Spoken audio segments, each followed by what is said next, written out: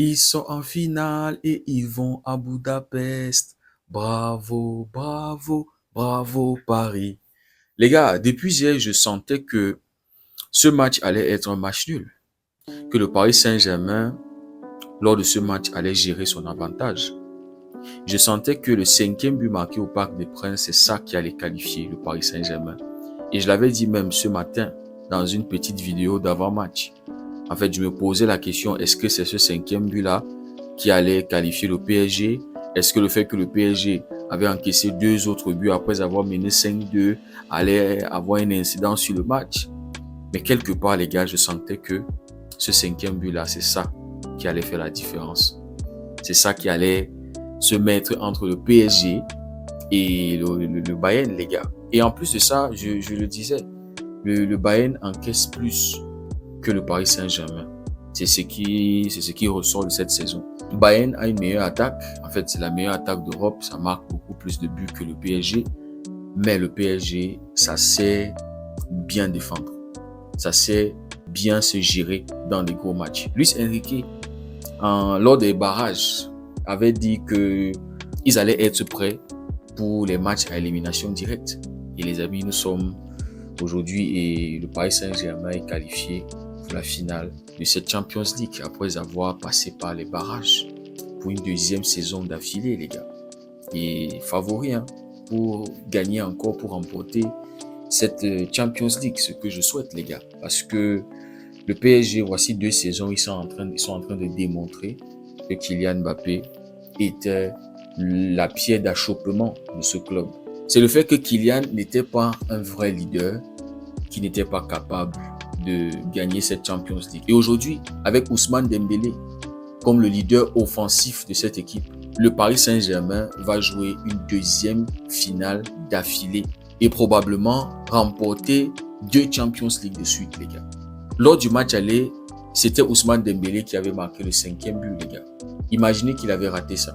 Imaginez que ce match se termine par un 4-4. Peut-être on a une prolongation et peut-être le Paris Saint-Germain est éliminé par le Bayern. Imaginez juste. Ce soir, c'est Ousmane Dembélé qui avait ouvert le score à la 3e minute du match, les gars. Leader. Et actuellement, c'est le favori pour le Ballon d'Or, les gars. Le grand favori pour le Ballon d'Or. Maintenant, puisque nous sommes dans une année Coupe du Monde, il va juste falloir qu'il fasse une grosse Coupe du Monde. Mais vous savez quoi? C'est Mbappé qui pourra l'empêcher de prendre ce Ballon d'Or-là. Parce que là où Mbappé est là, la saison terminée pour lui avec le Real Madrid.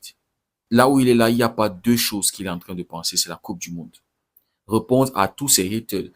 Depuis là, avec toutes les pressions et tout le bruit, il n'a fait aucune sortie, il n'a rien dit. Là où il est là, il attend la Coupe du Monde pour nous répondre.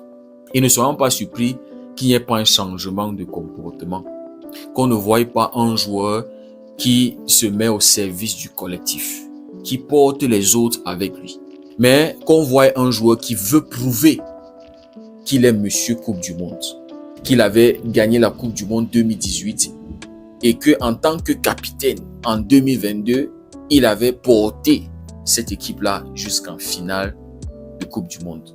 Si la France pouvait mettre de côté Mbappé, s'il y avait moyen d'écarter Mbappé de l'équation et avoir Ousmane Dembélé comme le leader, Dembélé, Doué et Olysée, les gars, pour moi, la France va faire une meilleure Coupe du Monde. Mais bon, les gars, on est sur le match de ce soir. J'espère que Hansi Flick était devant ce match et a pris quelques notes, les gars. J'espère que tonton Flick était en train de regarder ce match et qu'il a appris de tonton Luis Enrique. On s'attendait à un match fou ce soir, après le match aller où il y avait 9 buts. On s'attendait à ce que ça allait se donner des coups, échanger des coups, il devait avoir du sang partout à l'Alliance Arena. Et Luis Enrique, expérimenté qu'il est, le sage qu'il est, il est arrivé dans ce match pour gérer son avantage. Tu sens un coach qui s'est assis et il avait analysé le match aller. Et il a vu ce que nous, on était en train de se dire sur les réseaux. On s'attendait à un match fou. Il a dit à ces gars, on va à Munich, on va défendre notre avantage. Le Bayern va sortir. Ils vont presser parce que c'est eux qui ont la pression d'égaliser ce but-là.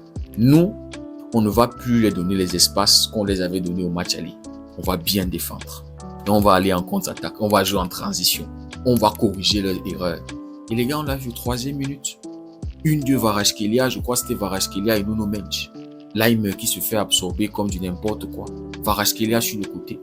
Franchement, Kvaratskhelia, il est trop fort, les gars. Kvara, il est fort. C'est-à-dire, c'est juste qu'il ne va pas jouer la Coupe du Monde. Et c'est juste parce qu'il est georgien. Il fait partie des favoris pour ce ballon d'or. Regardez les 2 matchs qu'il nous a sortis. Ce soir, il est passeur décisif. Je suis surpris qu'il n'était pas le MVP, les gars. Pacho MVP. Mérité aussi parce que, les gars, ce soir, j'ai vu un Pacho qui était plus rassurant qu'au match aller. Il nettoyait tout, les gars. Solide, concentré. Je vous dis, Luis Enrique était arrivé pour défendre l'avantage et on l'avait vu, les gars. Kvaratskhelia sur le côté, qui va aller donner un très bon centre. Dembélé qui est là où il faut. Létal, méchant, tueur.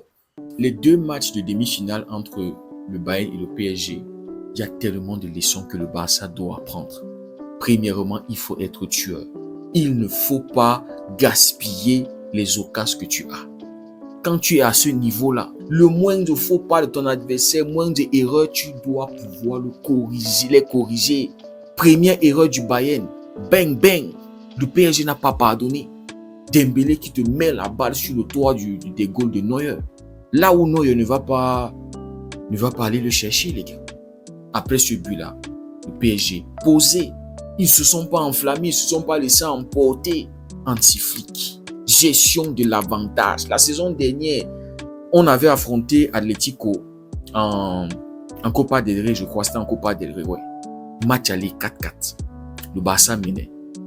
On est en train de mener, on a l'avantage. Anti-flic demande à ses joueurs de continuer à presser. Continuer à jouer haut.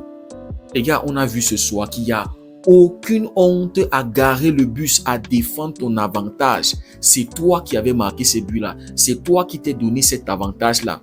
Pourquoi est-ce que tu auras honte de défendre ça? Tu vas chercher ton agent. Hein? Tu travailles, tu as ton agent. Et quelqu'un va venir t'insulter sur ton agent? Non. Tu mérites quelque chose, tu es allé le chercher, défends-le. Les gars, on l'a vu ce soir. En fin de match, alors, le Paris Saint-Germain était en mode on garde le bus. C'était du cholismo, les gars. C'était du cholismo, les gars. Et on a vu encore ce soir un Paris Saint-Germain très précis dans ses frappes, les gars. Toutes les fois où les Parisiens tiraient, presque toutes les fois où ils tiraient au goal, c'était cadré. Il fallait que Neuer soit concentré. Que ça soit Vara, que ça soit Dembélé, que ça soit Doué. Tous, à chaque fois que les gars tiraient, c'était cadré et c'était dangereux. Et les gars, je vous avais dit que le Bayern ne m'avait pas inspiré contre le Real Madrid. Non? Après le match aller où il avait fallu un grand Neuer, faire 8 arrêts. Le match retour, tu as un Bayern qui courait après le Real. C'est le Real à chaque fois qui marquait, le Bayern courait après le score. La même chose qu'on a vu ce soir.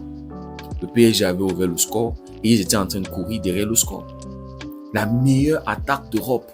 Mon frère Jean-Luc m'a dit, ouais, le Paris Saint-Germain, il a dit qu'il me disait quoi, ils ont été chanceux, un truc comme ça. La meilleure attaque d'Europe, c'est dans les dernières minutes du match qu'ils ont pu marquer un but. Un match où il fallait que cette attaque-là montre ses capacités. Olysée, on lui a enfermé, il n'a rien pu faire. Aujourd'hui, il y avait les prises 2-3 sur lui.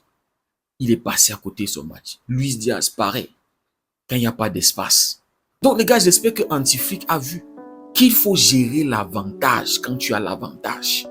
Donc, en Copa del Rey, la saison dernière, 4-4, il a fallu aller gérer le match au match retour. Il a fallu qu'on joue, on soit à notre prime, à l'extérieur, se donner à 2000%. On était même mené 2-0. Il a fallu que pour pouvoir gagner. Champions League la saison dernière, 3-2, on avait le but qui devait nous qualifier pour la finale. On n'a pas pu le gérer. Cette saison, match aller à Atlético en Copa del Rey, tu te manges 4 buts. Comment? Sans même marquer un but. Même pas un but. Et puis au match retour que tu viens gaspiller tes joueurs, on commence à parler de remontada, machin. La même chose en Champions League. Tu te manges 2 buts au match aller. Match retour, tu as mis 2 buts. Comment est-ce que tu ne défends pas d'abord l'avantage? Tu ne gardes pas d'abord le momentum là? Comment? Non, tu vas te livrer à l'adversaire et quelques minutes plus tard, après avoir marqué le 2-0, les gars sont toujours en train de presser comme des fous alliés, juste pour se manger le 2-1 qui nous achève. Donc j'espère que Flick a appris quelque chose ce soir et que la saison prochaine, on ne verra pas les bêtises comme ça là, les gars. Quelqu'un m'a dit le foot n'est pas une science exacte. Oui, il y a des moments où c'est pas exact, il y a des moments où c'est exact. Il y a des moments où tu vois, tu le dis, voilà ce qui va se passer et ça se passe. Il y a des moments où ce n'est pas exact, mais il y a des moments où c'est exact, tu le dis. Le chemin ici qu'on est en train d'emprunter, voilà là où ça va nous amener. Et même la vie n'est pas une science exacte, mais il y a des moments où c'est exact. Tu ne peux pas s'aimer le maïs, tu viens récolter l'arachide. Non. Ça veut dire que quelque chose, ça veut dire qu'il y a la sorcellerie. Donc, merci à Luis Enrique de nous avoir enseigné ça, de nous avoir donné cette leçon en Champions League. L'efficacité et savoir défendre son avantage. Savoir gérer un match aller, savoir gérer un match retour. Et les voilà en finale. Si nous, on avait un coach qui savait gérer. Le foot, c'est pas une science exacte. Je suis désolé, les gars. Voilà. En tout cas, les gars, dites-moi ce que vous en pensez en commentaire. Si le contenu vous a plu, likez, partagez pour ceux qui découvrent cette communauté. N'hésitez surtout pas à nous rejoindre. Merci beaucoup d'avoir suivi la vidéo. On se dit à très bientôt. Passez une belle nuit. Que Dieu vous garde.